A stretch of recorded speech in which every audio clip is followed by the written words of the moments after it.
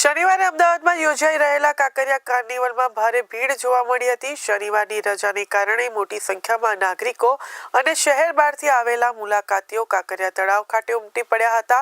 દર વર્ષની જેમ આ વર્ષે પણ અમદાવાદ મ્યુનિસિપલ કોર્પોરેશન દ્વારા સુરક્ષા, ટ્રાફિક નિયંત્રણ અને ક્રાઉડ મેનેજમેન્ટ માટે વ્યાપક આયોજન કરવામાં આવ્યું હતું। ત્યારે કાર્નિવલના ત્રીજા દિવસે ભીડનો દબાણ અસાધારણ રીતે વધતા નાગરિકોને સલામતી જળવાઈ રહે અને વ્યવસ્થા બગડે નહીં તે હેતુસર તંત્ર દ્વારા મહત્વપૂર્ણ નિર્ણય લેવામાં આવ્યો હતો।